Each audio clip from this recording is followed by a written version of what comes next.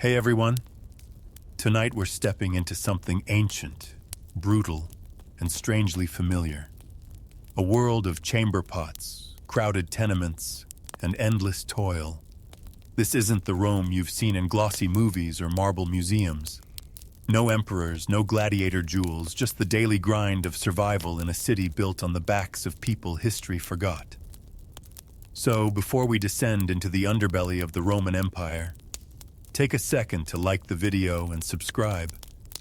But only if you're into this kind of slow, gritty storytelling. And let me know in the comments, where are you watching from, and what time is it for you?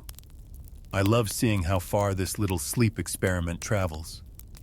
All right, turn the lights down low, maybe throw on a fan, or get settled under the covers because you're about to wake up in ancient Rome and odds are you're not making it to nightfall. Congratulations, you've just woken up in ancient Rome.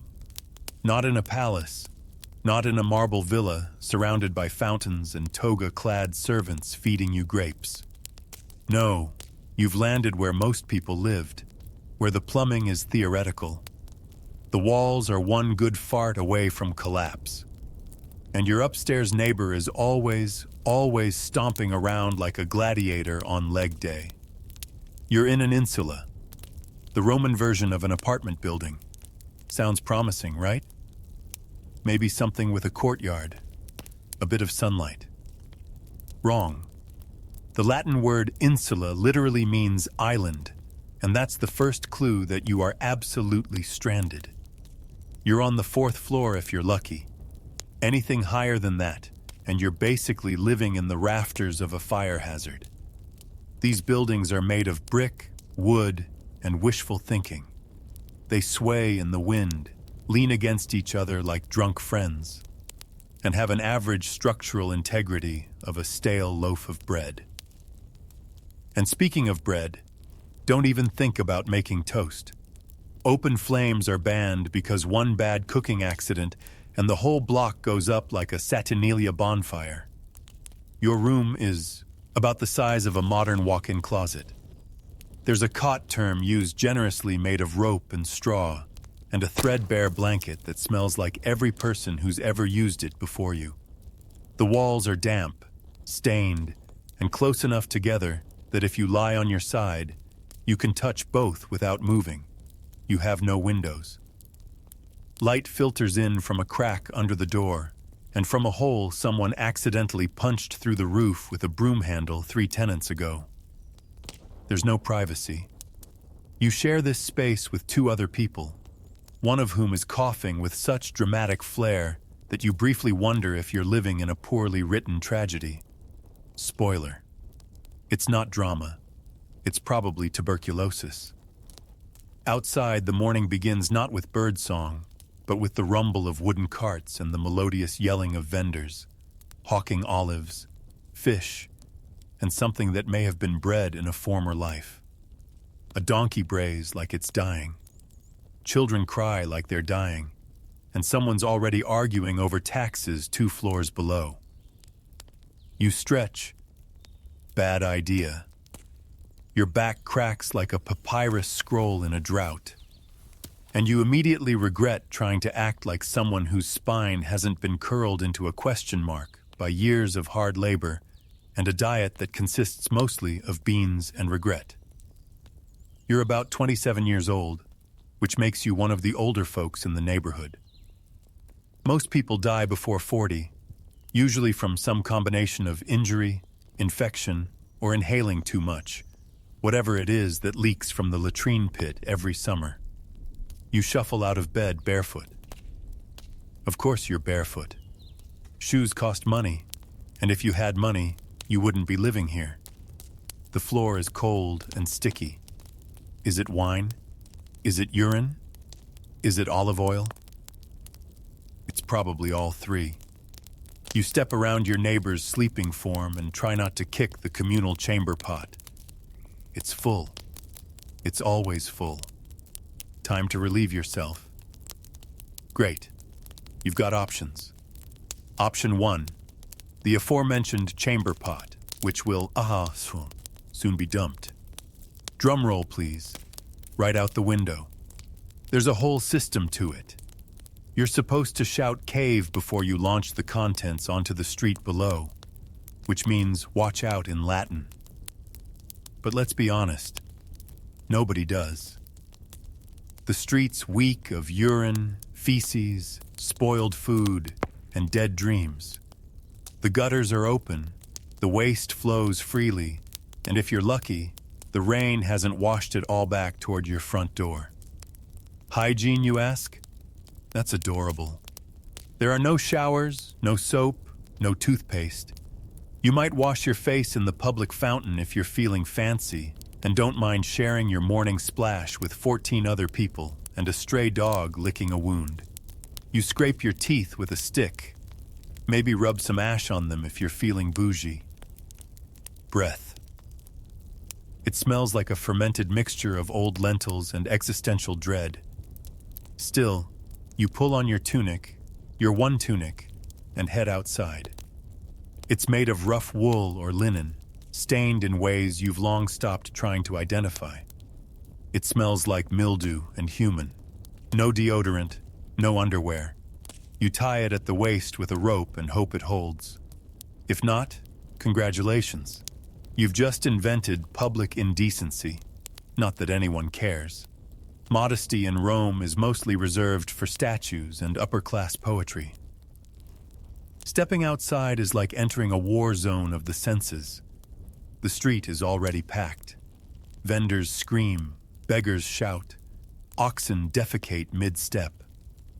Flies swarm in thick clouds over the fish stools.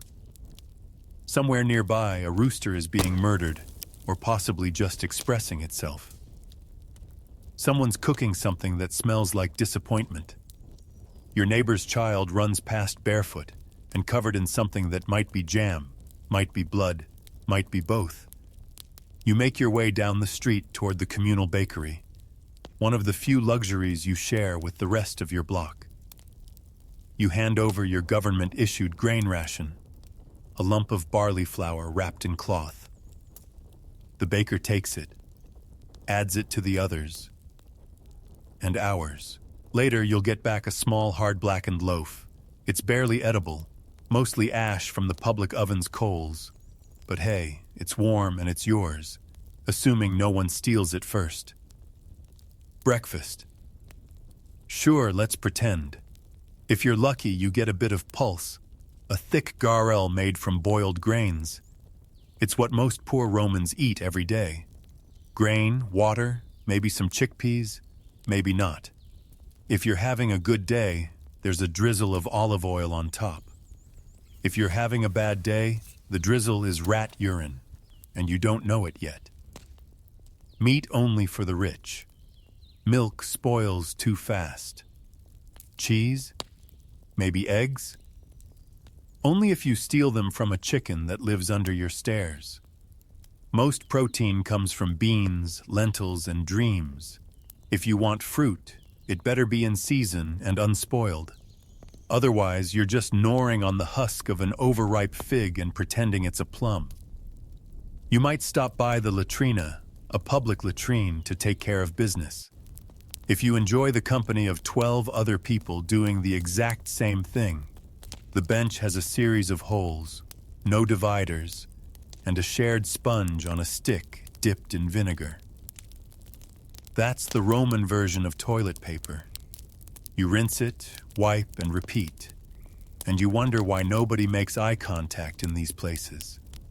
After all this, it's barely mid-morning. You haven't even started work yet.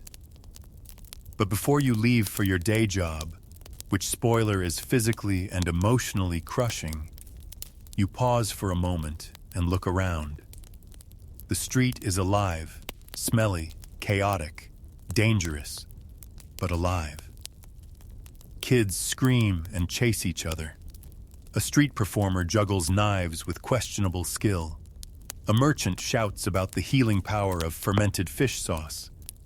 And the city breathes, chokes, and burps in one never-ending symphony of humanity. Your landlord never seen him. Repairs. Don't hold your breath.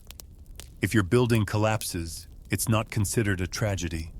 It's considered a Tuesday. Fires are common. So are floods. So is sudden, unexplained death. You're a cog in a system that views you as replaceable. You're not a citizen. You're a warm body in a sense, a scroll. Your value is measured in how quietly you suffer. And you will suffer because this is ancient Rome, not the Rome of marble forums and golden laurels, not the Rome of historians and Hollywoods. This is the Rome of slums and soot, of crowded insul and chamber pots, of grit and groaning humanity. You're not Cicero. You're not Caesar. You're not even close. You're a peasant on the 4th floor, praying the 3rd doesn't catch fire again. And it's only the beginning of your day. Congratulations.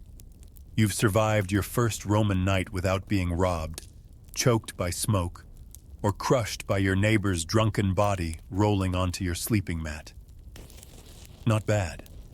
But the gods are generous today, and you've earned the privilege of waking up to the sweet, piercing sound of yelling. It's not an alarm clock. It's never an alarm clock. It's your neighbor yelling at his wife, or the vendor below your window screaming about fish, or the chamber pot hitting the cobblestones after someone above you dumped last night's wine and body fluids out the window. Morning in ancient Rome begins not with birdsong, but with complaints, sewage, and regret. Your eyes crack open to a ceiling so low you could punch it sitting up. You're lying on a straw mat shared with your younger sibling, your cousin, possibly a stranger who paid your landlord 2 denarii to squat in the corner overnight. The air smells like feet, garlic, and mildew. You wonder briefly if you died and woke up in Hades, but no, you're still alive. Unfortunately, your home, generously called an insula, is a Roman apartment building made of wood, dreams, and flammable lies. You're on the 3rd floor, which is slightly less deadly than the 5th. Higher up means cheaper rent and a better chance of dying when the whole building inevitably collapses. Down below, the rich enjoy sturdier homes and indoor plumbing.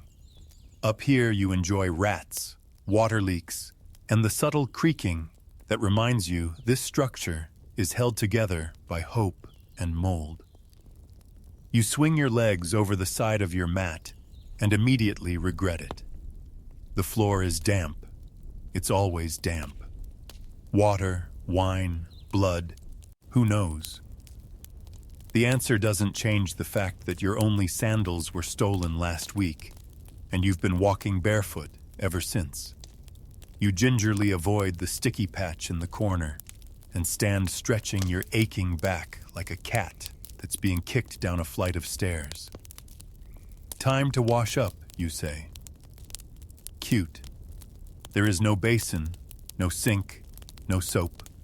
You wipe your face with a damp cloth that may or may not have once cleaned your landlord's armpits. Your version of a morning skincare routine involves rubbing oil on your skin and then scraping it off with a curved blade called a stridle, which sounds elegant until you realize it's just ancient Roman exfoliation by pain. You're basically buttering yourself like toast and then peeling it off. If you're lucky enough to live near a bathhouse and have a few coins left, maybe you can get cleaner later. But right now, hygiene is a luxury. You settle for smearing your face with whatever water you find in a communal jar and call it refreshed. Now comes breakfast. Brace yourself. The Roman equivalent of a power breakfast is nothing. The morning meal is called inantaculum, which is Latin for don't get your hopes up. It usually consists of yesterday's bread, hard as marble, and lovingly stored in a mouse-infested clay pot overnight. You soften it by dipping it in watered-down wine, a drink that tastes like vinegar with trust issues. If you're feeling fancy, maybe you get some olives or a smear of garum the famous Roman fermented fish sauce that smells like low tide and failure. It's Rome's favorite condiment, used on everything from meat to vegetables to moments of crushing despair. It's the ketchup of the ancient world, if ketchup were made from rotting mackerel. There's no coffee, no eggs, no fruit smoothie with tatasum, collagen powder. Your breakfast has one job: prevent immediate death. It succeeds barely. You chew in silence while your neighbors scream about something, probably taxes or bread rations. Or maybe it's that guy on the second floor who keeps sacrificing pigeons in the hallway. You don't ask. The rule of thumb in Roman tenement life is this: the less you know, the longer you live. Once you've gnawed your way through a slice of disappointment and sipped your wine-flavored sadness, it's time to dress for the day. Don't get excited. You have two garments: a tunic made from rough wool and a threadbare cloak that's more whole than fabric. The tunic itches, the cloak stinks, and both have been repaired so many times they're basically held together with prayers and the dreams of better fabric. Underwear. Hilarious. You tie a belt around your waist to keep everything vaguely attached and hope no one notices. Your left shoulder is always exposed because the fabric keeps sliding off. The rich wear togas. You don't. Togas are for citizens, people with status. You're a pleb, a non-citizen if you're an immigrant, a nobody if we're being honest. If you wear a toga, you're either delusional or planning to be arrested for impersonating someone with dignity. As you step outside, you're hit with the full-century assault that is a Roman street. The noise is immediate. Vendors hawking their wares, street musicians playing instruments no one asked for, philosophers debating loudly. And someone somewhere is always screaming about cucumbers. It's chaos. Organized, smelly chaos. The streets themselves paved with stones and slick with everything. Animal waste. Human waste. Mystery slop that no one wants to identify. Rome has sewers, yes, but they serve the rich neighborhoods. Your street is self-cleaning, by which we mean rain occasionally washes the filth into someone else's neighborhood. It's a system. You walk carefully, avoiding puddles and people. A car barrels past you, pulled by donkeys and driven by a man who seems genuinely angry that pedestrians exist. There are no sidewalks. There are no traffic laws. There is only instinct, prayer, and the faint hope that the gods are paying attention. You pass temples where people line up to offer sacrifices, flowers, coins, small animals, or the occasional desperate plea. You don't have anything to give, so you nod awkwardly at Jupiter's statue and keep moving. He probably wasn't listening anyway. If you're headed to work, and most likely you are, congratulations. That means you didn't starve to death yesterday. Work in ancient Rome is not fulfilling. It is not purpose-driven. It is survival in a tunic. You might be a laborer hauling bricks or mixing mortar for one of the emperor's new vanity projects. Or maybe you're a porter carrying goods up and down stairs in a building with no structural integrity. You might be a street cleaner, a fish seller, a potter, or worse, a public latrine attendant, paid in pity and bronze coins to sweep filth off marble and pretend your soul isn't slowly escaping through your nostrils. The hours are long, the pay is miserable, and your boss might beat you for fun. If you're a slave, you don't even get paid. You just work. And if you complain, you're whipped. If you collapse, you're replaced. If you die, well, someone else gets your blanket. Midday approaches, and the sun is brutal. Rome's climate is hot, sticky, and utterly unbothered by your suffering. There's no air conditioning, no shade, unless you cling to a building's shadow like a sweaty ghost. Your tunic sticks to your skin. Your sandals, if you have them, slap against the stones with every exhausted step. And if you don't, your feet are slowly becoming part of the pavement. Lunch. Huh? It's called panium. And if you're lucky, it's more bread. Maybe a bit of cheese, maybe dried fruit or a boiled egg if your employer had a good gambling night. You eat sitting on a step, watching richer Romans being carried, around in litters like mobile royalty. You chew and you try not to think about how you're probably consuming sand and rodent hair.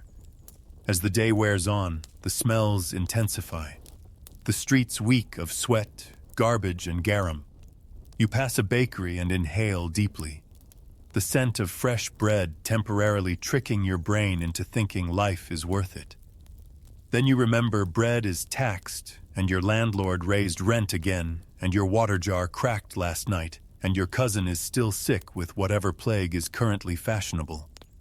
You keep walking. You keep surviving because in ancient Rome that's the entire point. And finally, after hours of back-breaking labor, social humiliation, and a mild sunstroke, you make your way home. You ascend the stairs of your insula carefully because the staircase is made of splintered wood and shame. One misstep and you're joining the spirits of the fifth-floor tenants who fell last week. You reach your door. You enter. It's dark, cramped, and smells like boiling cabbage. Even though you don't have any cabbage, someone is already asleep in your corner. You don't ask who they are. You just lie down next to them and close your eyes, hoping you don't dream about the bucket. And with that, your Roman morning ends. Was it glorious? Was it dignified? Absolutely not. But you survived. And in ancient Rome, that counts for something. Tomorrow, you get to do it all again. You've survived your first Roman night in the insula. Barely. Sleep came in waves interrupted by creaking floorboards above, shouting neighbors, the distant rumble of wagons, and an itching sensation on your leg that you'd rather not investigate. You're hungry now. Not the kind of hunger that inspires a brunch outing or a carefully measured protein shake. This is more primal, heavier. Your body wants fuel. But this is ancient Rome and you're poor. So what you're about to experience isn't breakfast, it's survival. The Romans didn't believe in breakfast as a significant meal, not in the way we do. They had a word for it, ironaculum, a small early meal typically consumed by those who had to work long days. For the rich, it might consist of bread dipped in wine, cheese, olives, or even a bit of fruit. But you're not rich. You're a plebeian, one of thousands crammed into the belly of the city, eking out a life in the shadow of Rome's grandeur. For someone of your station, enchant is more of a formality than a feast. Maybe a crust of coarse bread, dry and unevenly baked. This bread is likely a leftover from the day before or the day before that. Made from barley or spelt grain types considered suitable for the lower classes. It's dense, dark, and has the mouthfeel of something chipped from a wall. There's no butter, no jam, and certainly no eggs or honey. Those are the luxuries of someone with coin and status. What you might have if luck has smiled upon you is a bit of pulse. Pulse is the quintessential Roman peasant food, a porridge made from farro, emma, or barley. It's cooked with water and occasionally seasoned with a drizzle of oil or the faintest hint of herbs, assuming you have any. It's not pleasant. Exactly. It doesn't nourish so much as it fills, a heavy steaming paste that sits in the stomach like an anchor.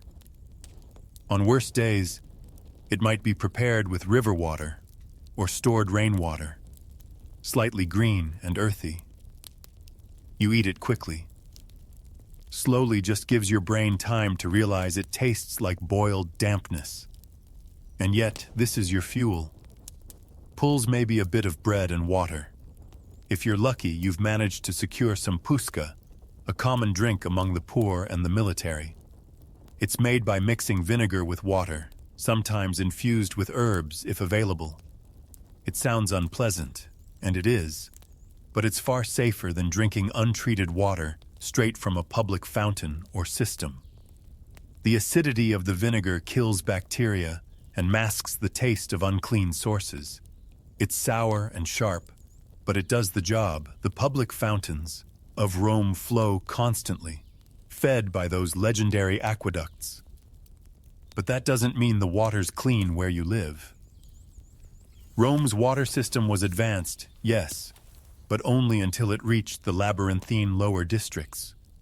There, the water quality depended heavily on the maintenance of lead pipes and the cleanliness of the castella, the distribution tanks feeding your block. And maintenance wasn't always a priority in neighborhoods like yours. If someone upstream threw garbage, urine, or animal remains into the drainage channel, or worse, into the water itself, you'd never know until it was too late. Hunger is a quiet constant for you. Even when you eat, it never really fades. Food is expensive, and most of your earnings go toward rent, taxes, or staying on the good side of your local patroness. So you ration what little you have.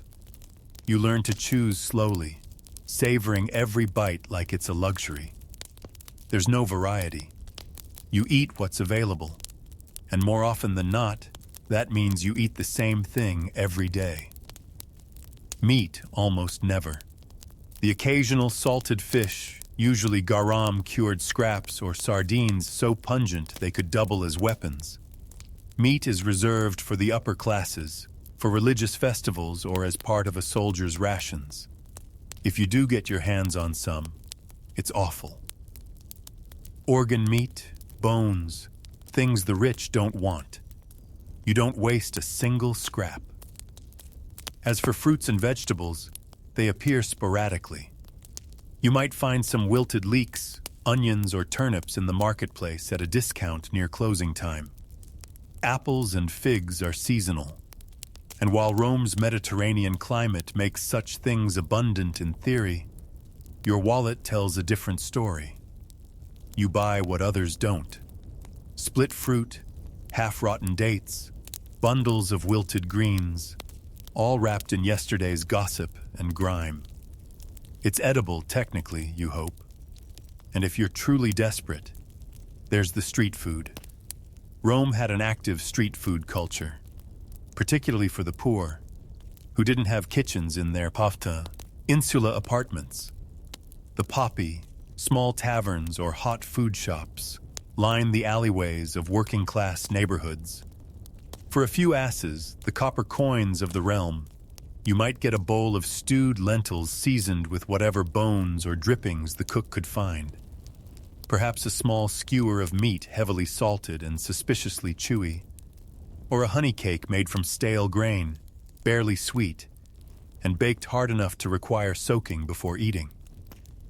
These places are busy, smoky, and loud.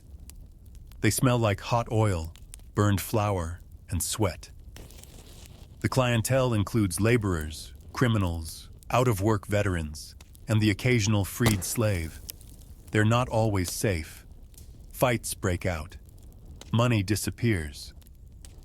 But there, you're only shot at something warm, and you keep coming back.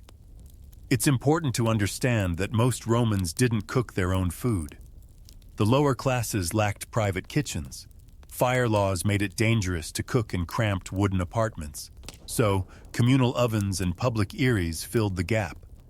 But that also meant you were always dependent on merchants, on bakers, on the shifting prices of olive oil and grain. Speaking of grain, it's the backbone of the Roman diet. The government knows this. That's why they introduced the annona, the grain doll, a state-sponsored distribution of grain to eligible Roman citizens.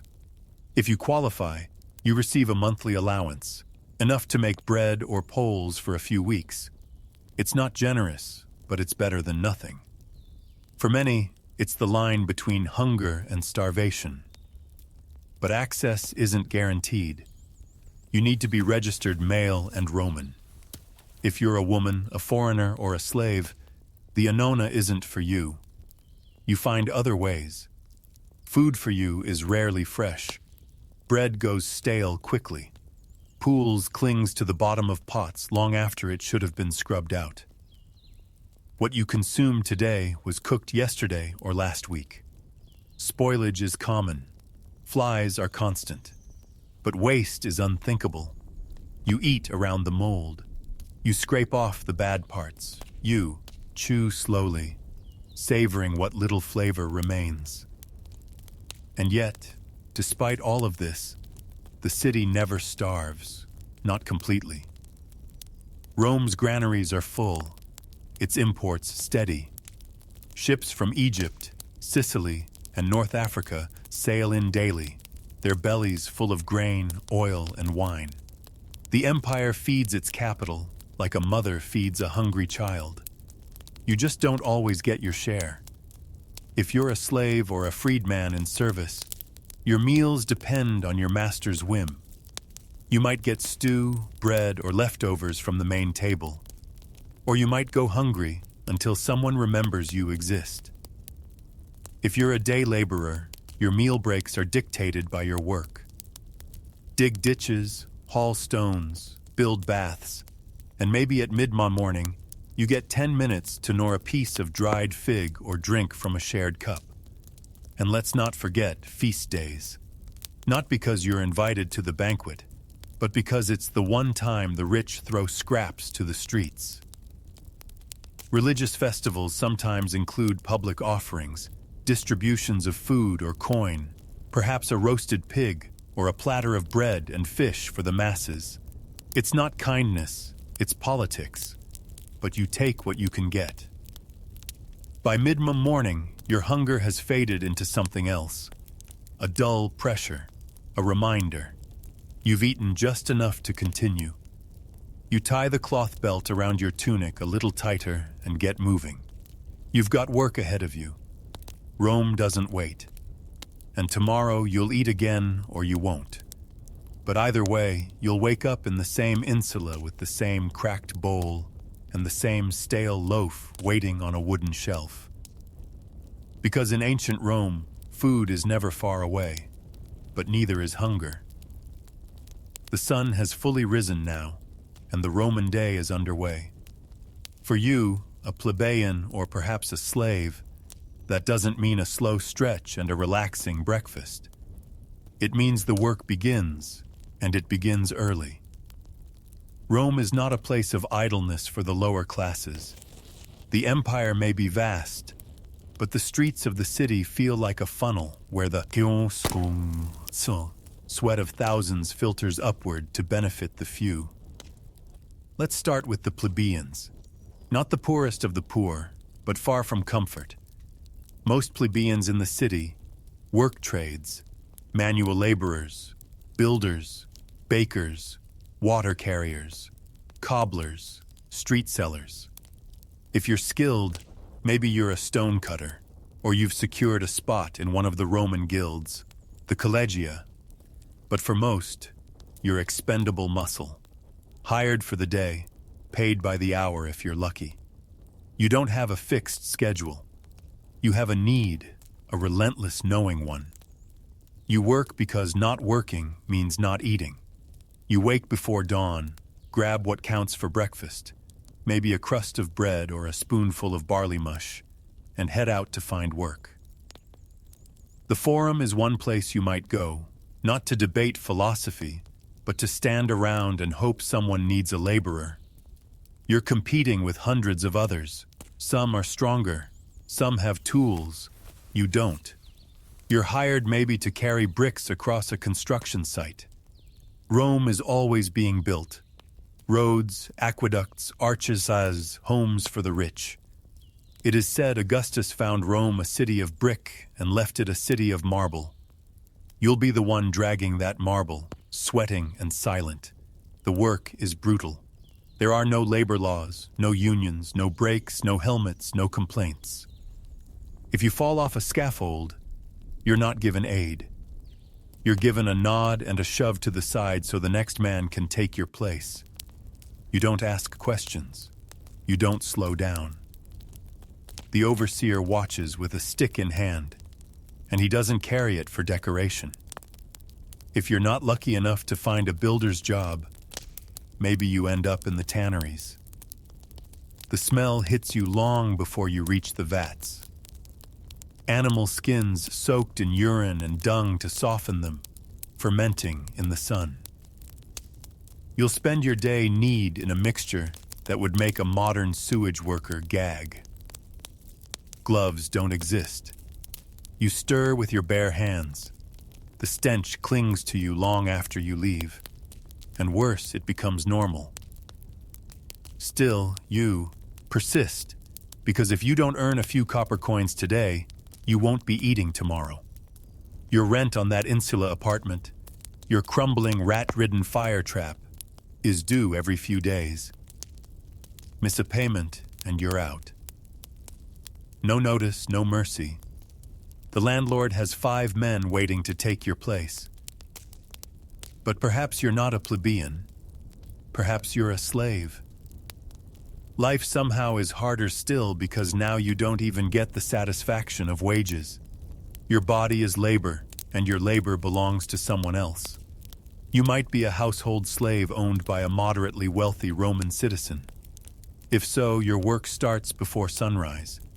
You're fetching water, cleaning floors, preparing meals you'll never taste. Maybe you're young and educated, assigned to chew to the children, or read aloud to your master. It sounds better. It isn't. One mistake and you're beaten. If the master's wife is displeased, you're sold. There are no protections, no court to hear your case. You are property like the stove or the sandals, or you're a field slave outside the city toiling in the vast latifundia, those enormous agricultural estates that feed Rome's grain-hungry stomach. Here there are no roofs, no days off. You wake with the sun and bend until it sets. You plant, plow, harvest, sweat. No matter how hot, how cold, how sick you feel, you work. The overseer doesn't care if you collapse. There are chains for those who slow down. For those who run, there are whips. And for those who rebel, there's crucifixion. A public one. Along the roads where others can see. Some slaves are trained for skilled labor, stone carving, pottery, weaving, but that doesn't make the whip any less real. It just means your blood stains a different kind of floor. And what of the women? If you are a woman, slave or free, you labor too. Not on the scaffold or in the forum, but in quieter ways that bleed just as much. You're grinding grain with a heavy stone handmill, your arms aching as you turn the quire hour after hour. You make bread, wash clothes, fetch water, tend fires, clean, mend, weave. If you're poor, you might also sell small goods in the street, or offer your services as a wet nurse or a midwife. In desperate cases, you might sell yourself. Prostitution is legal in Rome, taxed even. It is not a profession of glamour. It is survival. There are no toilets in your insula, no kitchens, so you make do in the alleyways or public spaces. Fires are frequent.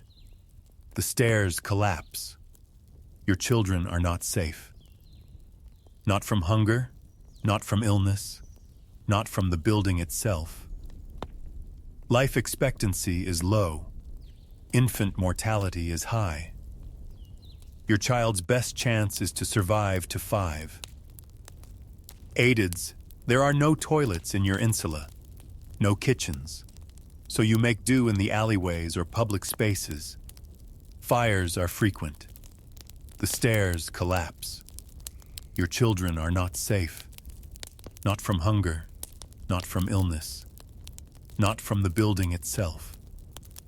Life expectancy is low. Infant mortality is high. Your child's best chance is to survive to 5. After that, it's still a coin toss. And yet, Rome moves on. The senators debate. The aristocrats drink wine on shaded terraces. Their banquets are filled with stuffed dormice and honeyed dates. Below them, unseen, you sweat, bleed, and endure. Your work is invisible but indispensable. The aqueducts flow, the grain ships arrive, the streets are swept because of people like you. Sometimes the monotony is broken, not for a festival or a feast, but for something worse. A fire, a collapse, a riot. Rome is a tinderbox of labor and inequality. The gap between the rich and poor isn't just wide, it's weaponized. If a fire starts in your insula, the ladders don't reach the top. There are no fire escapes. You carry your children, your pots, your life on your back, and hope the flames stop before your floor is reached. Or maybe you're caught in a food riot. The grain is late, the bread is moldy, the people are hungry. You crowd the forum, shouting with the others, demanding your portion. The guards arrive. Batons, shields, blood in the streets. You are dispersed, not heard. And then there's disease. Filth lines the alleys. Latrines overflow. The Tiber, your drinking source, is also a sewer. You wash clothes in it. You bathe in it. You drink from it. Parasites thrive. Illness spreads. You know the signs. A fever, the chills, a child coughing in the night. There is no doctor, no epoxy for your kind. Only rest, prayers, and hope. And hope rarely comes. But still you work. Because if you stop, even for a day, the city forgets you. The empire forgets you. And hunger remembers you very, very quickly. This is what it meant to work in ancient Rome. Not to build wealth or rise in rank or find fulfillment, but to survive, to endure, to hope that perhaps your children will have slightly fewer blisters on their hands than you did. It is not glamorous. It is not heroic. It is labor at its most brutal, its most thankless. The empire was not built by emperors. It was built on the backs of men, women, and children who worked until they broke and then were replaced. Now, as the midday sun climbs overhead, your tasks are only half done. There is still cleaning, cooking, tending to the hearth, carrying water, hauling waste. Your stomach growls, your fingers cramp, your feet blister inside sandals that barely hold together. And no one is coming to relieve you. Not today, not tomorrow. Welcome to the workday in ancient Rome. You wouldn't last a single one. Congratulations. You've made it past the market, survived the street toilets, and managed not to get mugged for your shoes, if you were even lucky enough to have shoes. But now comes the real challenge, going home. Or more accurately, climbing into the creaking, overcrowded, highly flammable tinderbox that you are expected to call home, your insula. You live in an insula, not because you chose it, but because you're poor. And in ancient Rome, poor people don't have houses. They have layers, multi-story apartment buildings packed so tightly that sunlight is more rumor than reality. Your insula is 6, maybe 7 stories tall. Illegal, technically, but so is half the city, and bribes are as Roman as toast. It's built of wood, clay, and wishful thinking, leaning slightly to one side as if preparing to collapse out of sheer exhaustion. You climb the stairs slowly, carefully, because elevators haven't been invented yet, and the building sways when someone sneezes on the second floor. The higher you go, the worse it gets. Wealthier residents stay on the lower floors. Better ventilation, easier access. and a lower probability of dying in a fall. You, on the other hand, are up near the roof where the air is thin, the ceilings are low, and the rats have built a local economy. There are no private rooms, no insulation, and definitely no plumbing. Just a single room shared with your family, your livestock, and any opportunistic creatures that wander in through the cracks. The walls are made of mud brick, and your door doesn't quite close. But hey, you have a curtain. Luxury. And what about fire safety, you ask? Good question. Fire is your most constant, faithful threat, because every home needs fire to cook, to light, to warm. But there's no chimney, no ventilation, and no fire coat. Open flames flicker from oil lamps and cooking halves inches away from the wooden beams that hold the whole place together.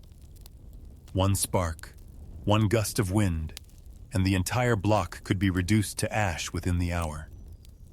Firefighters exist technically, but they are mostly slaves owned by the Vagiles, the Roman fire brigade, and they're more interested in watching your insula burn so they can demand a bribe to intervene. In 24 CE, Augustus formed the Vials to stop Rome from burning down every third Tuesday. But let's be honest, they're underpaid, overworked, and famously corrupt. If you can't pay, they'll let it burn and confiscate whatever's left. They call it enforcement. You call it a robbery with extra steps. So, you live in constant fear of smoke. Every night, you sniff the air before you sleep, wondering if that's dinner next door or the beginning of the end. Your belongings, what few you have, are always packed for a quick escape. A blanket, a bowl, maybe a small idol of LRIs or penates. The household gods who at this point you're hoping accept bribes too. And then there's the noise. Rome is never quiet. Carts aren't even allowed during the day, so they all roll through the streets at night. The wheels grind like thunder on stone. Vendors shout, drunks sing, lovers argue, dogs bark, and someone somewhere is always playing a flute badly. Privacy is a fantasy. Your neighbors hear everything. Your arguments, your snoring, your gastrointestinal tragedies, and in return, you hear theirs. But maybe it's better than being alone, because loneliness isn't common here. Your insula is crowded beyond reason. Dozens of families crammed into units smaller than a modern bathroom. Children crying, adults arguing, and old folks muttering prayers in dark corners. Sometimes people rent just a corner of a room, sleeping upright against the wall like human coat racks. When it rains, your roof leaks. When it doesn't, it still leaks. The water trickles down the inside walls, pooling on the floor, feeding the mold that grows behind your bed mat. The floorboards creak. The walls shift in the wind. You develop the uncanny skill of waking up seconds before the stairs collapse beneath a neighbor. It's not a matter of if the building will fall. It's a matter of when. And if that wasn't enough, pests. Rome's rodent population rivals its human one. Mice and rats scamper through your pantry, if you have one, and leave behind little gifts. Flies buzz thick around your food. Mosquitoes breed in the drainage ruts, and then there are the bed bugs. You scratch yourself, roar in your sleep, and dream of itching. But despite all this, you survive. You learn to maneuver the collapsing staircases like a seasoned acrobat. You hang wet laundry on lines that sway over the alley, hoping it dries before thieves pluck it. You carry water up and waste down, always careful not to slip in someone else's garbage or your own. Still, the insula is not your sanctuary. It is a holding pen, a temporary space between disasters. Fires, floods, famine, and violence have all passed through this building like regular guests, and yet it stands, just barely. There are moments, strange and fleeting, where you feel pride. A neighbor offers you stale bread. A child tugs your sleeve to show you a dead bird. The woman across the hall sings while stirring her pot of lentils. You smile, even if just for a second, because you all live in the same cage, facing the same storms. Rome is massive, over 1 million people, and the rich live in marble palaces with mosaic floors and private baths. But you know their lives only by rumor. For you, the insole is everything. Your bed, your shelter, your prison. And if the building collapses tomorrow, and it might, no one will mourn it. The rubble will be cleared, and a new insula will rise in its place faster, cheaper, even more dangerous. The cycle continues, and you, if you're lucky, will rent a corner in that new box and begin again. Because in ancient Rome, the poor don't rest. They adapt. They huddle together in the dark, dodging embers and curses, hoping that the next collapse doesn't start with them. And if the flames come anyway, well, you'll grab your blanket, say a quick prayer to the layers, and run like hell. You're parched. You've spent the morning toiling in the heat, surrounded by dust, noise, and the aggressive scent of humanity in full ferment. You want water, cold, clean, life-giving water. So, you do what any Roman would do. You head for the nearest public fountain. Because in ancient Rome, you don't just turn a faucet and get crisp hydration. You rely on a sprawling complex and dangerously vulnerable infrastructure of aqueducts, systems, and communal outlets. And if any part of that system fails, so do you. Rome's aqueducts were a marvel of engineering. By the 1st century CE, the city was serviced by 11 massive aqueducts, some stretching over 50 miles from distant mountain springs. These channels brought in an estimated 200 million gallons of water per day, enough to supply baths, fountains, latrines, and private homes. But here's the catch. Only the rich had indoor plumbing. For the rest of the population, meaning you line up at one of the many public fountains scattered through the city's neighborhoods, clay jug in hand, hoping there's still pressure in the system. Now, the good news is the water when it gets there is pretty clean. It's sourced from springs, and the aqueducts are designed with constant downward slopes to keep it flowing. The bad news is clean is relative. If you live near the terminus of the system, you're getting backwash. Water already passed through several baths, toilets, and industriales. Add to that the occasional sabotage, illegal tapping, or natural sediment buildup, and you're not exactly sipping spring water. More like tepid mineral soup with a hint of lead, because yes, many pipes are made of lead. Not that the Romans understood the long-term neurological effects, but if your thoughts start feeling fuzzy and your coordination's off, don't blame the gods. Blame the plumbing. And if you think that's bad, just wait until nature calls. Most Romans didn't have private toilets, apartment dwellers, like you in your top-floor insula. Use pots, buckets, or chamber pots. When full, the contents are dumped out the window or into the nearest gutter. Yes, the famed Roman sewer system, the Cloaca Maxima, still runs through the city like an underground lifeline. But most waste doesn't make it that far.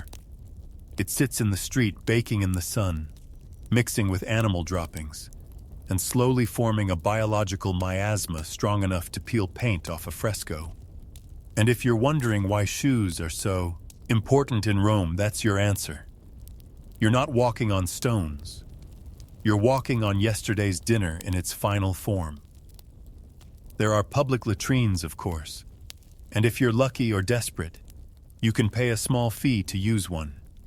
These are long stone benches with holes carved in them, positioned over flowing water channels. There's no partition, no door, just a row of strangers making eye contact while trying to pretend nothing awkward is happening. You sit shoulder to shoulder with a retired centurion and a 12-year-old olive vendor, all contributing to the same stream of civic solidarity. The Romans believed in shared experiences. This was one of them. Toilet paper, not a thing. Instead, you use a taorium, a communal sponge on a stick kept in a bucket of vinegar water. Is exactly as horrifying as it sounds. You hope the guy before you had good hygiene? He didn't. Nobody does. You wipe. You stand up. You wash your hands if there's water nearby. And then you move on. Probably to the nearest bathhouse, which thankfully is where things get slightly better. The Roman bathhouse is part spa, part gym, part social network, and part biological experiment. There are over 800 public bath complexes in Rome by the time the empire is in full swing. Some are grand like the baths of Caracalla or Dionysian, where marble columns saw above mosaic floors. Others are modest neighborhood baths tucked between bakeries and brothel. But all follow roughly the same formula. A changing room apoiterium, a warm room tepidarium, a hot room calderarium, and a cold plunge frigidarium. You strip down, deposit your clothes, good luck if they're still there when you get back, and start sweating your soul out in the heat. The calarium is stifling. Heated by hypoc underfloor heating fueled by roaring fires, it's a room designed to make you wish for death, or at least a breeze. You rub your skin with olive oil, not soap, because that's what Romans used to clean. Then you scrape it off with a curved metal tool called a stridel, removing dirt, oil, and several layers of dignity. There are slaves to assist you if you're rich. If not, you do it yourself while trying to avoid eye contact with the senator next to you. Bathhouses are where deals are struck, gossip is traded, and diseases are casually spread. The water isn't drained between users. It's a warm microbial soup of humanity, stirred hourly by the movement of hundreds of unwashed bodies. Skin infections, eye diseases, intestinal worms, everything is on the menu. And yet, this is one of the cleanest places in Rome. Outside the baths, personal hygiene is a gamble. You might wash your face daily and your feet often, but full body bathing is more of a social event than a daily necessity. Perfumes and oils cover up most smells. Lice and fleas are common, but tolerated. The concept of germ theory is centuries away, and nobody's counting bacteria when they're more worried about curses and crop failures. And remember that beautiful aqueduct system. It doesn't just supply water. It powers everything from grain mills to fountains, to the flushing mechanisms in some elite toilets. But it's fragile. Earthquakes, floods, or simple disrepair can shut down entire sections of the city. When the aqueducts break, Rome doesn't just lose drinking water. It loses its public baths, its sewers, its fountains. Civilization, as the Romans know it, starts to unravel. Riots have broken out over water shortages. The emperor himself maintains a staff of aquaria, water engineers, just to keep the system running. And if they fail, you suffer. Because in ancient Rome, access to clean water isn't a luxury. It's your last line of defense against cholera, typhoid, and a dozen other slow, filthy deaths. By now, your mouth is dry, your skin is itchy, and you're beginning to understand that clean is a relative concept. But here's the twisted part. By ancient standards, Rome is doing pretty well. The city is cleaner than most medieval capitals. It has public sanitation, latrines, baths, and even street cleaners. but it's also the biggest city in the ancient world. And that density breeds disease. Waterborne illness is rampant. Even minor stomach bugs can spiral into fatal dehydration. And if you're poor, which you are, you can't afford a private system or a servant to boil your water. You drink what's available and you pray not to be purified, but to be spared. So the next time you fill a glass from the tap or flush a toilet with confidence, remember in Rome your survival depends on gravity, lead pipes, communal sponges, and the goodwill of an aqueduct built by a man who probably bribed his way through half the Senate. You don't control your water. You just hope it doesn't kill you. And on that hopeful note, it's time to think about lunch if your stomach can handle it. If you've managed to survive the slop of a Roman street, dodge entry from a clay cup of aqueduct runoff, and work a full day in the choking heat of the Sabora district without keying over, you might think a bath would be the one mercy this city offers you. And to be fair, Rome is famous for its baths, but this isn't a hotel spa with cucumber water and lo-fi music. This is public bathing Roman style. And for a plebeian like you, it's more about routine survival than luxury. Let's start with the setting. The massive public bathhouse funded by emperors and designed to show off imperial grandeur. A sprawling complexes of steam, stone, and social politics. Think gym, barber hop, and social media feed all rolled into one. There are over 800 bathhouses across Rome by the 4th century CE, ranging from small baler tucked into neighborhoods to monumental structures like the Baths of Caracalla, which could host thousands of bathers a day. These places are architectural marvels, domed ceilings, mosaic floors, marble statues. But you're not here to appreciate the decor. You're here to clean yourself before your own body odor becomes a public health issue. Entry usually costs a quadrans, the smallest denomination of Roman currency, meaning it's technically accessible to almost everyone, even the poorest citizens. But just because you can afford to enter doesn't mean you belong. The hierarchy follows you through the door. Senators and equestrians recline in the hot pools and gossip in the tepidarium, while slaves like you scrub themselves with worn-out stridles in a corner, hoping no one important notices you tracking in street filth. The bathing process follows a predictable pattern. First, the apoiterium, or changing room. There are no private lockers. If you don't have a slave to guard your tunic and sandals, someone might walk off with them. Clothes are often stolen here, especially from the lower classes, and the clothes watchers, mostly enslaved boys, are often in on the thefts. Lose your clothing, and you might be walking home barefoot, wrapped in shame and public laughter. Next is the palestra, the exercise yard. Yes, before bathing, Romans like to work up a sweat. You'll see men wrestling, lifting weights made of stone, or flinging javelins across the field. Some even box Roman style with metal-studded gloves called cestus. For the lower classes, this isn't just sport. It's a place to prove physical worth. But you're not here to make friends.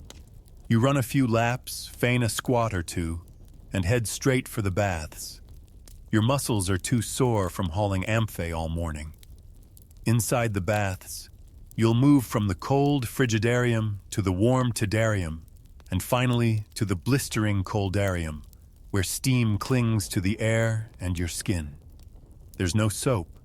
Instead, Romans coat themselves in olive oil, then scrape it off with a curved bronze tool called a stridle, taking dirt and sweat with it. If you're lucky, someone will help you, a friend, or more likely, another laborer just trying to speed things along. There's no privacy. You're naked among dozens of others, and the sounds of laughter, gossip, and grunts echo off the marble walls. This place is noisy, crowded, and hot. The air smells like a cocktail of oil, sweat, and mildew. Beneath the mosaic floors, fires rage in the hypox system, an ingenious heating network that uses raised floors and smoke tunnels to pump warmth into the calarium. Slaves tend these fires all day, shoveling wood in suffocating rooms with no light and no fresh air. Some die from the heat, but their deaths make the marble hot to the touch. The cost of Roman cleanliness. The water is changed only occasionally, and filtration is a concept centuries away. You're bathing in a soup of skin cells, hair, oil, and whatever else floated off the last 100 baiters.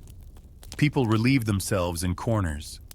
If someone bleeds during a rough shave or gets a nosebleed from the heat, that's just another addition to the communal brew. But in a city where fresh water is a gamble and soap is a luxury, this is the best you'll get. And this isn't just hygiene, it's civic ritual. Here the bathhouse is where news spreads. Someone whispers that the emperor was spotted in disguise at the theater. Another boasts about his recent winnings at the ludus. A freedman offers political bribes in the Tidarium, while a prostitute waits in the hallway outside pretending to be a masseuse. For the poor, this is also a rare space where you're not fully excluded. Rich and poor alike sweat together. For a few minutes, you share the same steam as men who rule provinces. But there's a danger here, too. Bodies pressed together in humid air make perfect breeding grounds for illness. The plague of Cyprian, which will one day ravage the empire, spreads partly through bathhouses. Skin diseases, infections, lice, and fevers thrive here. The stone benches are often slick with something unidentifiable, and a misstep can send you slipping face first into a tile pool lined with strangers. If you're injured, tough luck. The medicus in the corner knows less about sanitation than a modern child. Once, you've scraped yourself clean and suffered the calarium. You move on to the final step, the massage and oil rub down. Again, if you can afford it, most plebeians skip this. But let's say today is payday and you indulge. A low-ranking attendant slathers you in another round of olive oil, rubbing your limbs with rough hands and muttering in Greek or Aramaic. The oil stings the cracks on your skin, the cuts from the field, and the raw patch you got last week from walking barefoot. You smile through it. The pain is worth the brief illusion of luxury. Afterward, you dry off with a scrap of wool. Linen is expensive, and return to your street clothes, now damp with sweat. You check the hooks in the epitium. Miraculously, your tunic is still there. You step outside, blinking against the sun. You're clean, sort of, but the streets are still thick with dust, dung, and the smell of salted fish. Within 5 minutes, you're sweating again. Dirt clings to your sandals. A child vomits near your foot. The bath was never meant to last. Bathing in ancient Rome is not about cleanliness the way we think of it today. It's about participation. About appearing civilized in a society obsessed with cultists, grooming, display, and public performance. To be dirty is to be low, invisible. But to walk out of the Fermi, hair-damp, oil glistening on your shoulders is to momentarily rise above the grime of your station, even if you'll return tomorrow to the same bucket of water and reused stridle. And if you think this is somehow indulgent, remember for women bathing was even more complicated. Separate hours or entire buildings were set aside.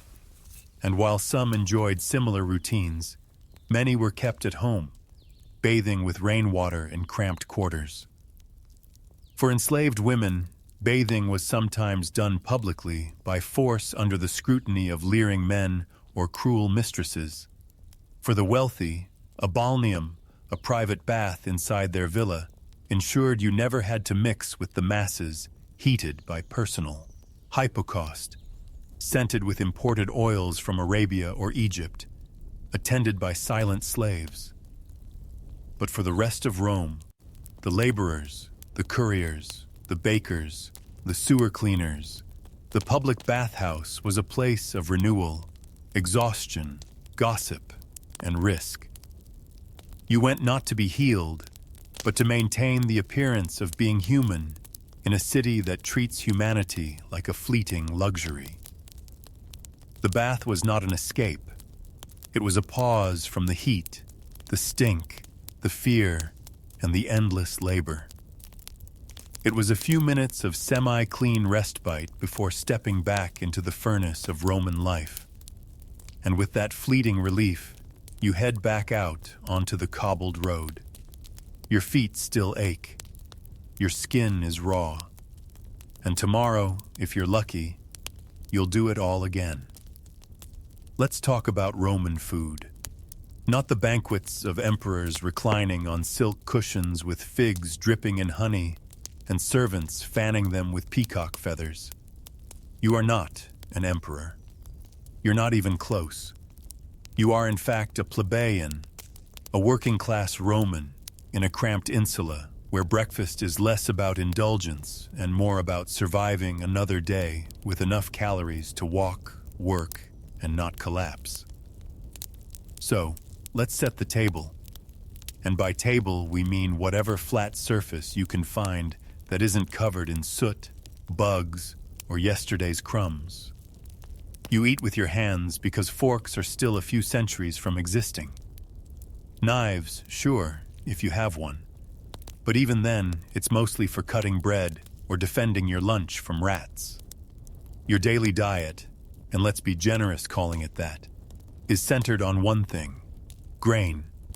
Specifically, a kind of wheat called far spelt, and a lot of it. You eat it boiled into pulse, a porridge as bland as it sounds. Think of it as the ancient Roman version of oatmeal, only without sugar, milk, or any flavor at all. If you're lucky, it's salted. If you're really lucky, it has bits of onion or a drizzle of fish sauce known as garum to liven things up. That's right, fermented fish innards. It was the ketchup of the ancient world. It smelled like rot and seawater, and they poured it on everything. Bread, when you can get it, is dense, coarse, and made from stone-ground flour that might contain trace amounts of actual stone. Dental care isn't exactly booming right now, so every bite is a gamble between hunger and chipping a tooth. But bread is sustenance, and if you're a laborer or dock worker, it's essential. Rome even instituted a grain dole, an owner, to distribute grain to the poor. Without it, many urban citizens would simply starve. If you're on the list, you get your rations. If not, well, you'd better hope you have a skill, a patron, or a very forgiving neighbor. As for vegetables, they're seasonal and mostly whatever grows nearby. Cabbage, lentils, chickpeas, leeks, the basics. None of it is particularly glamorous, but it keeps scurvy at bay. You might stew them into something vaguely edible if you have olive oil or herbs. But again, you're not dining in the villa of a senator. You're working with what you can afford from the forum stalls or grow in cracked pots on the rooftop. And don't expect variety. You eat the same things over and over, day after day, until famine comes, and then you don't eat at all. Meat, that's not for people like you. It's expensive. When it does enter your life, it's likely from religious festivals, public feasts, or offcuts scavenged from butchers. More often than not, it's organ meat, boiled liver, intestines, trotters, lungs, the parts the wealthy don't want. You learn to chew fast and swallow faster. Spoilage is always a concern. There's no refrigeration, and what passes for fresh is heavily reliant on how tolerant your stomach is. If you live near the Tiber, the smell from the open-air markets might turn you vegetarian by necessity. Let's talk about the market, the mycelium. It's loud, chaotic, and covered in flies. Meat hangs from hooks. Slabs of salted pork and strips of dried fish curl in the sun. Vendors shout. Dogs bark. Beggars loiter. And pickpockets glide through crowds like ghosts. You can buy fish, fruit, wine, beans, nuts, or eggs if you can afford them.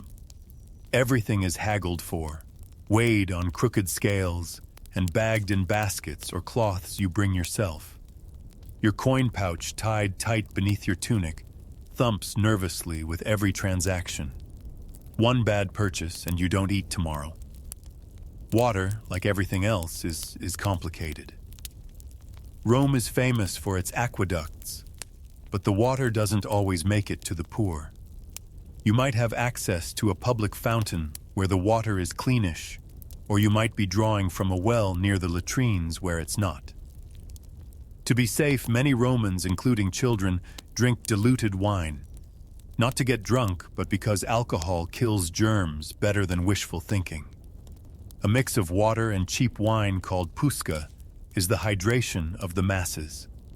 It tastes like vinegar and hope. Now, about those days when food runs out, famine is never far. A bad harvest in Egypt, a delay in grain shipments, or a corrupt official skimming off the top, and the city's food supply collapses. Bread prices triple. Riots break out. People storm bakeries, loot warehouses, and sometimes lynch the bakers. The emperor is expected to intervene. If he doesn't, he risks becoming lunch himself, politically, if not literally.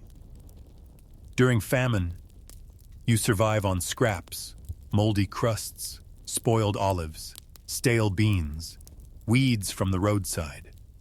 You might boil bark or grind acorns. Pets vanish. The rats get smart. The pigeons disappear.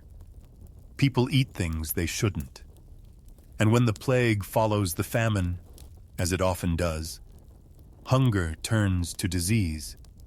Starvation weakens the body, and Rome's many illnesses move in like uninvited guests.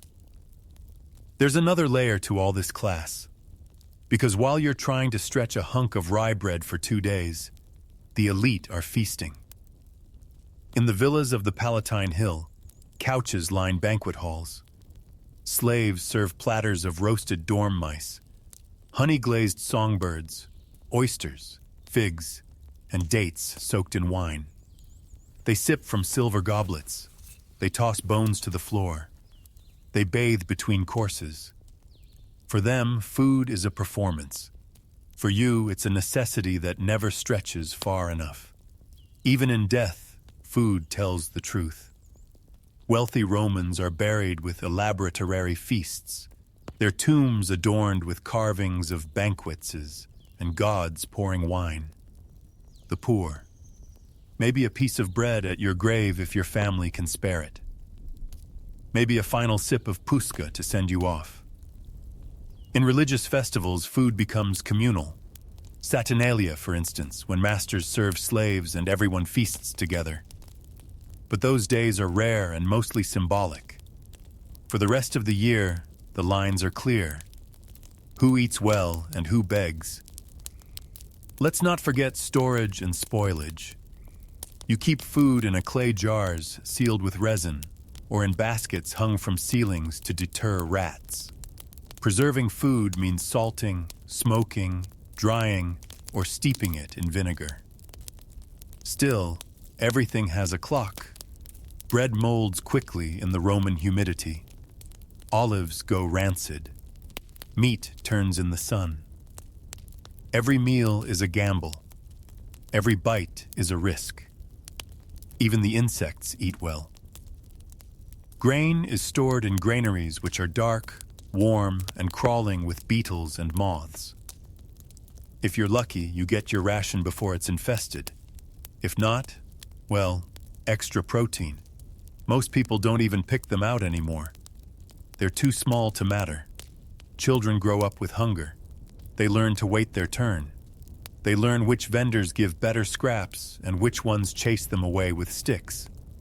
Their bellies are often bloated from malnutrition. Their eyes dull. Parents do what they can. Sometimes it means stealing. Sometimes it means begging. And sometimes it means going without so the youngest can eat. Yet through all of this, food is still culture. Even in scarcity, Romans cling to tradition. They bake religious cakes, prepare funeral meals, mark solstices with special dishes. They cook with pride, share what little they have, and pass down recipes, thin, watery ones, from mother to daughter, father to son. The tools are crude, the ingredients simple, but the effort is there. In graffiti on the walls of Pompeii, we find complaints about bad bread, insults to tavern keepers, even jokes about watery wine. Food was a common frustration, a common joy, a common reality. You might not eat well, but you ate Roman, and that meant something. So as you sit down with your cracked bowl of pools, crust of tough bread, and cup of lukewarm puska, you're not just surviving. You're participating in the daily struggle that defined the lower classes of the empire. You eat what you can when you can, and pray for the annona to arrive on time. Because if it doesn't, your next meal might not come at all.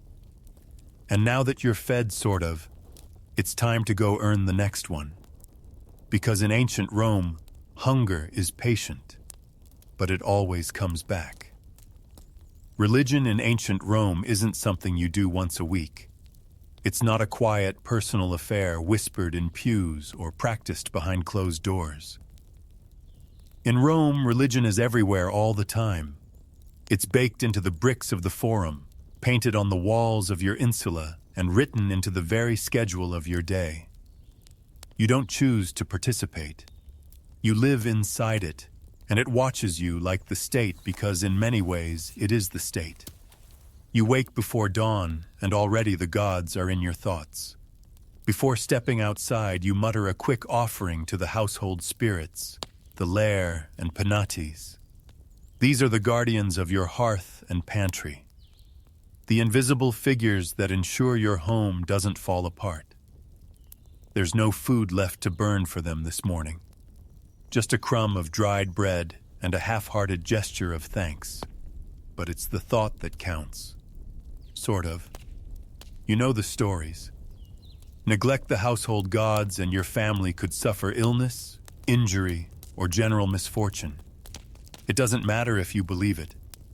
Enough bad luck strung together starts to feel like divine punishment, and soon you're scrubbing the floor and lighting incense to try to win back their favor. Outside, the street is already alive with sounds. Hawkers bark from market stalls. Children dart between columns, and smoke rises in lazy curls from tiny shrines at the corners. These aren't just decorative. These are altars. Small, open-faced boxes holding flickering lamps, burnt offerings, and the thick scent of sacrificed animal fat. You pass them on your way to work. Maybe bow slightly, maybe don't. Someone always notices. Piety is social currency in Rome. Fail to observe the rites, and your neighbors won't just talk. They might accuse. The Roman pantheon is crowded. Jupiter rules the skies with thunder and ego. Juno watches over marriage, whether it's miserable or not. Mars is the god of war and masculinity. And Vesta keeps the sacred flame of Rome burning. A job so important that her priestesses, the Vestal virgins, are chosen as children and punished by death if they break their vows. That's the world you live in. One where virginity, fire, and political stability are all bound in a single thread, and where the divine is never more than a few footsteps away. Religion isn't optional, it's calendarized. Over 100 official festival days a year. Lupercalia, where half-naked men chase women through the streets in the name of fertility. Saturnalia, where slaves and masters switch roles for a day in a wild, upside-down mockery of freedom. And then there are the Consuelia, Venalia, Robigalia, and more. Festivals to crops, harvests, rain, sun, and even mildew. Yes, mildew. Because in Rome, every natural force has a name, a temple, and a priest. You, as a poor plebeian or freedman, can't afford expensive sacrifices, but the elite can, and they make sure you know it.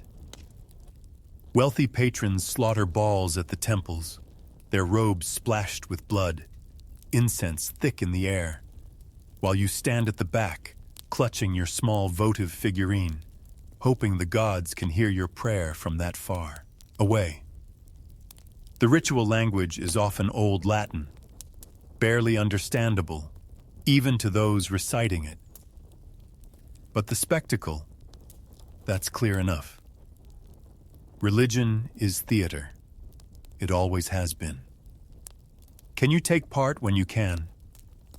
Maybe your guild hosts a minor ceremony. Maybe you help lead a procession through the street for a local deity. These rituals are public and communal, but also strategic. They reinforce your place in society, remind you of who rules, and give you a sense that however lowly your station, you're at least part of something bigger. Of course, not everyone thinks alike. By the 1st century CE, the Roman world is already deeply diverse. Foreign cults have seeped into the cracks of the empire. You might hear whispers of a mysterious Eastern goddess named Isis, whose followers wear white and chant in candle-lit rooms, or a strange sun god from Persia, Miphus, whose rites involve secret underground gatherings and symbolic meals of blood and bread. These religions are sometimes tolerated, sometimes outlawed, and always watched with suspicion. Romans value order above all.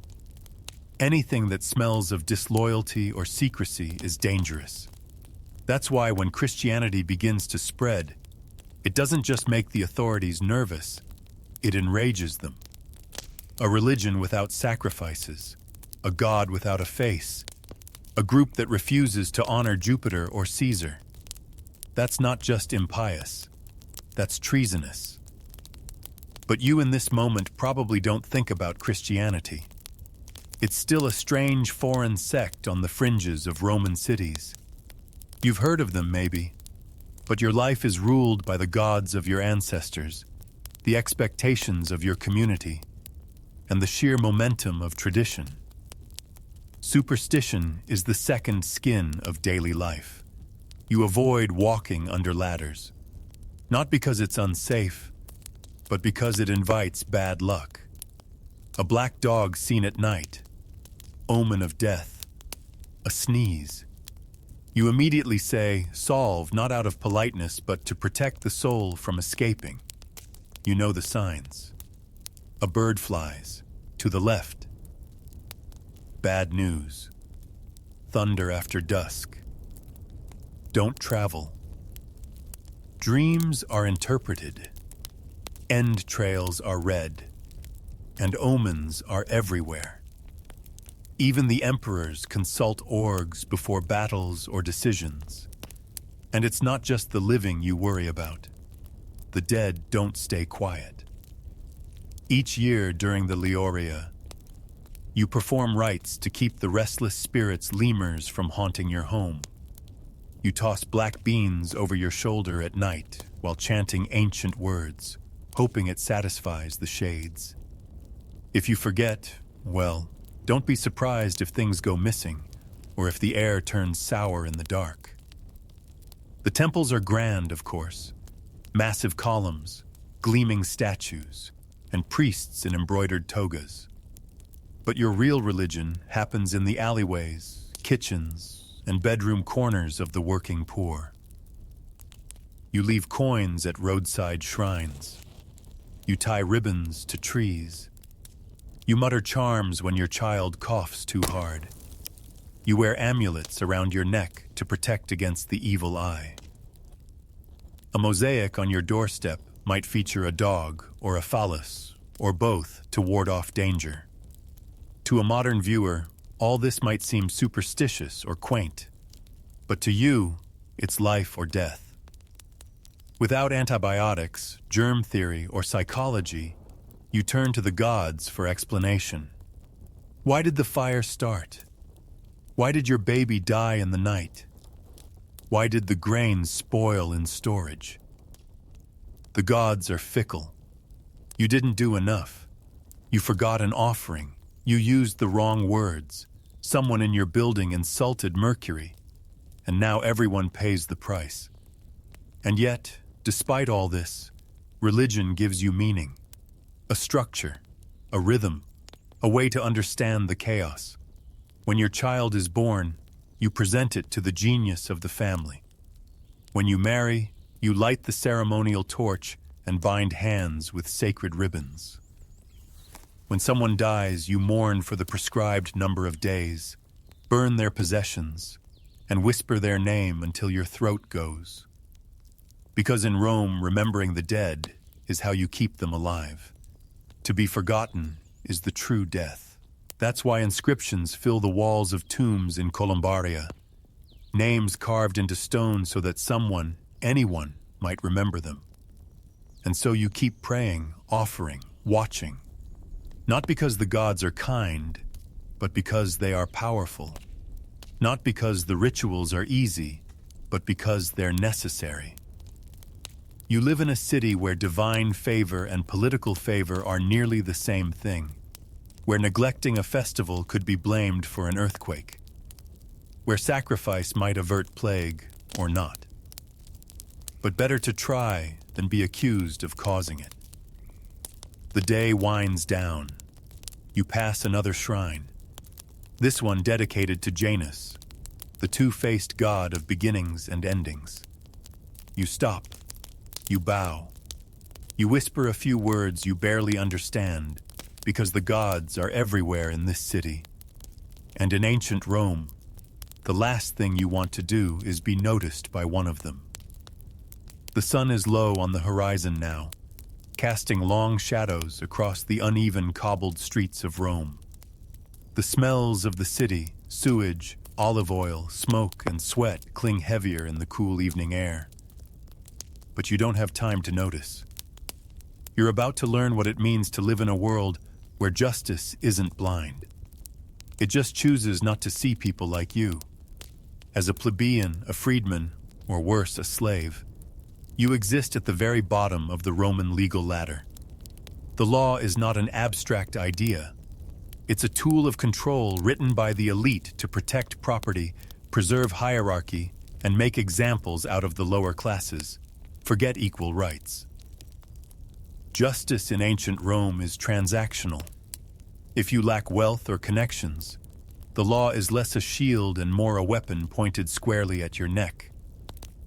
Let's say someone accuses you of theft. Maybe a fellow vendor claims you've shortchanged him at the market. Maybe a neighbor thinks you stole a loaf of bread, or someone's sandals went missing, and your name was mentioned. That's all it takes. You're hauled in for questioning, and the burden of proof doesn't fall on your accuser. It's on you, and in many cases, if you're a slave, it doesn't matter whether you're guilty or not. The only question is how much pain it'll take to extract your confession. Torture is not only legal in ancient Rome, it's expected, especially if you're enslaved. The logic goes like this. A slave has no honor, so they can't be trusted to tell the truth without persuasion. That persuasion comes in the form of whips, branding irons, and racks. You can be interrogated simply for being in the vicinity of a crime. If your master is murdered, all the slaves in the household can be tortured and executed, regardless of guilt, just to make sure the true culprit is among the dead. Even as a citizen, your options aren't much better unless you're wealthy. Legal representation exists, but lawyers called advocacy aren't paid in fees. They work for favors, social advancement, or because they're seeking political attention. And if your case is brought before a magistrate or in front of a public tribunal, you better hope your opponent isn't rich. Bribery is commonplace. Trials can be delayed indefinitely, and the judges are often members of the same elite class as the accusers. Connections matter more than evidence. Punishments are public, brutal, and designed to humiliate. Flogging, exile, and execution are on the table, but they scale with status. If a patrician commits a serious crime, they might be allowed to go into exile quietly, keeping their wealth and titles. If a plebeian does the same, it's chains, lashes, or worse. Execution methods vary. Beheading is considered relatively merciful, clean, quick, and reserved for Roman citizens. If you're not a citizen, crucifixion is far more likely. It's agonizing and public, reserved for slaves, rebels, and the lowest criminals. You'll be stripped, whipped, nailed to wood, and left to die in the open. The birds will arrive before you're even gone. Romans view this not just as punishment, but a spectacle. One last degrading performance before death. But not every crime gets you executed. Petty theft might earn you a beating or branding. You could be tied to a post and scourged in the forum for passers-by to garrote. Repeat offenses might get you sold into slavery. Yes, even if you were born free, Rome has no concept of rehabilitation. You're either useful to the state or you're disposable. Now imagine you're caught in debt. Maybe a bad harvest forced you to borrow grain. Maybe your family needed medicine. Debt in ancient Rome is dangerous. If you can't pay it back, your creditor has the legal right to seize your property or your body. You can be imprisoned, sold as a bondservant, or forced to labor to pay off what you owe. The system is predatory, and it's meant to keep the lower classes forever straining just to survive. And don't expect privacy or calm. Justice happens in public spaces, the forum, the basilica, sometimes even the market. Crowds gather to watch the proceedings, cheer on accusers, or jeer at defendants. For the Roman public, justice is part legal process, part blood sport, and part civic theater. But perhaps the most chilling aspect is this. The law is deeply intertwined with spectacle. Rome's public games, executions, and military punishments blur the line between civic order and entertainment. Criminals sentenced to die might be thrown to wild beasts in the amphitheater. This isn't metaphor. It's a Tuesday. A prisoner convicted of treason or theft could be chained and released into the Colosseum unarmed to be mauled by lions, leopards, or bears to the delight of thousands of spectators.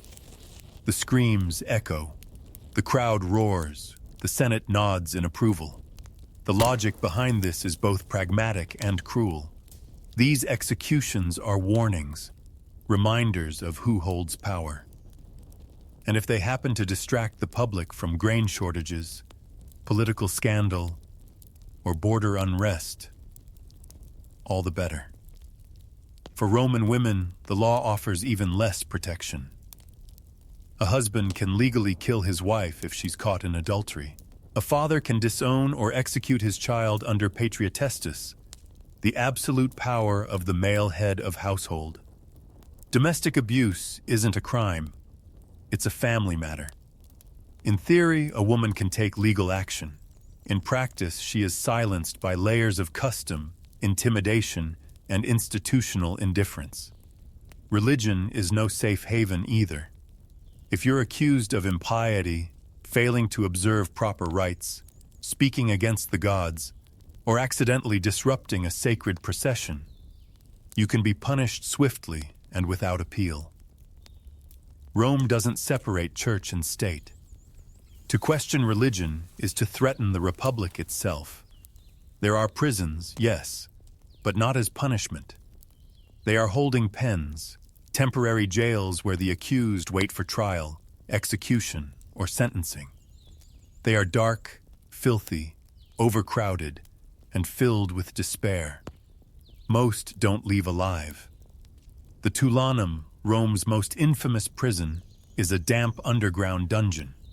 Prisoners sent here are either destined for death or forgotten entirely. Even if you're innocent, your life can unravel fast. A single accusation can lead to financial ruin, social disgrace, or permanent injury. Witnesses can be bribed. Testimony can be coerced. And evidence, when it exists, is often little more than rumor wrapped in a toga. The irony is that Rome sees itself as the pinnacle of civilization, and in many ways, it is. It has an advanced legal code, courts, appeals, and procedures written into stone. The 12 tables published in the 5th century BE were hailed as a step toward justice for all citizens.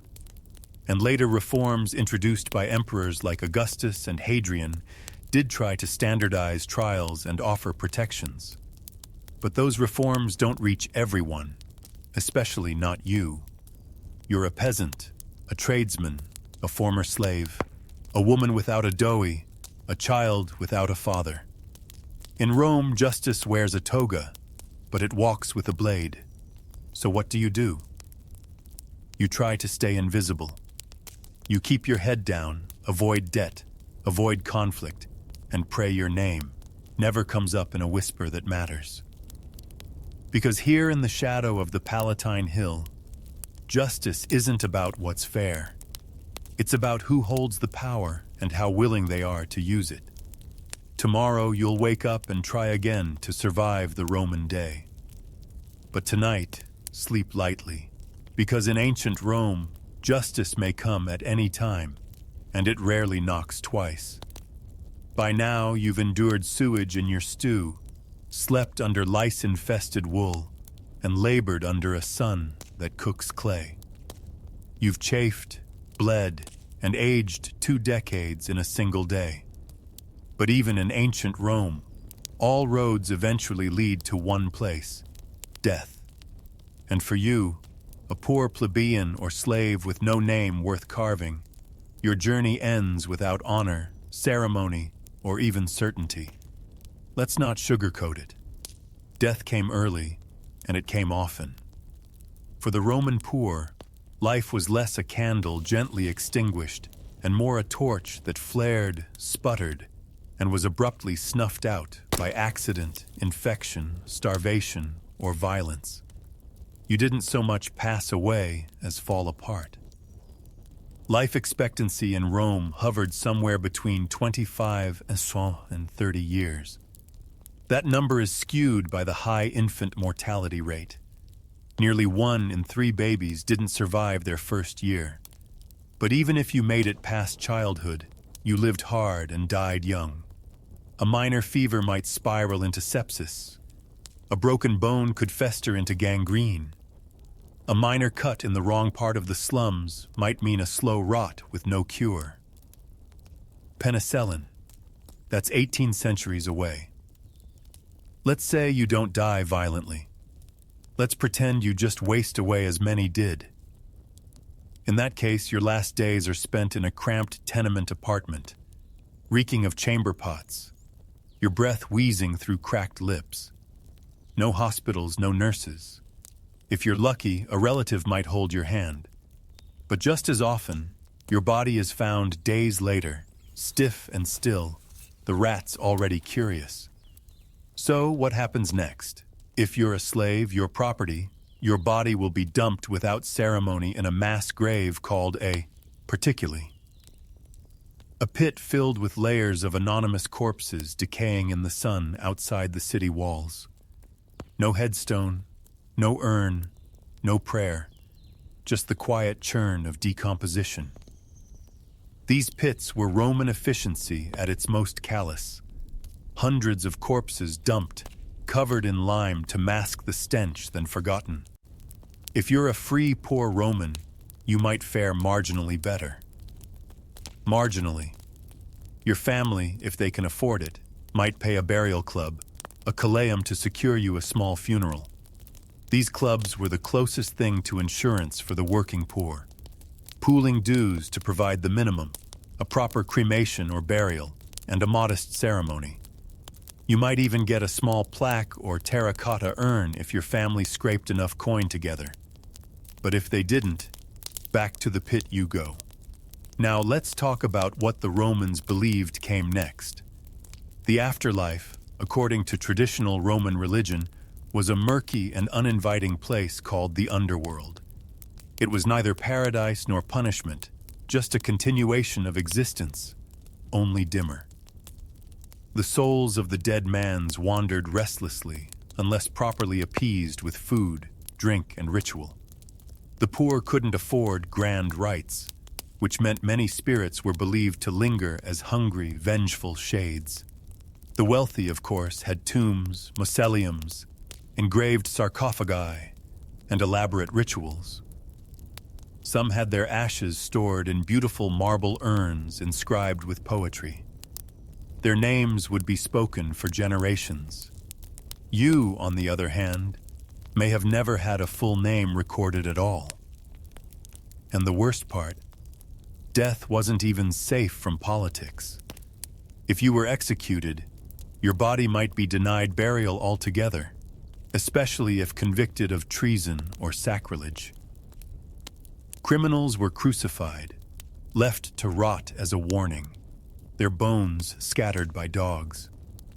Others were condemned to damnio memorial, condemnation of memory, where their names were scratched off records, statues defaced, their identities erased from history. There's something uniquely cruel about dying twice.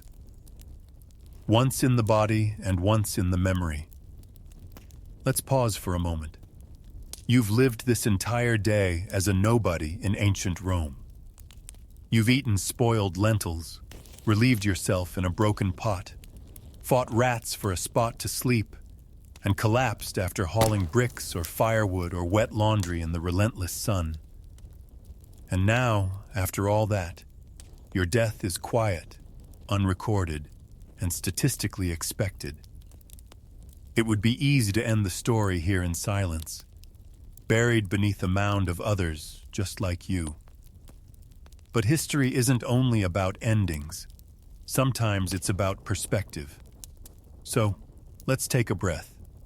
Right now, you're probably lying in a bed, a real one, with blankets that aren't alive. You likely have access to medicine, clean water, and food that doesn't require a risk assessment. You've brushed your teeth today. You've looked at a screen. You're not fighting for survival, not in the ancient sense. And yet this Roman peasant you embodied today, the one scratching at lice, bartering for onions, and ducking chamber pots, still matters because they're real. Not by name, perhaps, but by the millions. Their backs built aqueducts and temples. Their voices echoed in forums. Their bones paved the literal roads that stretched from Britain to Mesopotamia. They bore the weight of empire silently and without inscription. History often forgets the poor. It remembers emperors, generals, poets, and philosophers.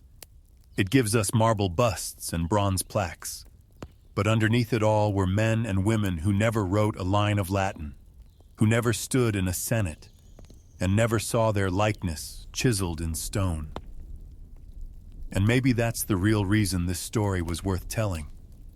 Because for one night, one quiet moment before sleep, you lived their life.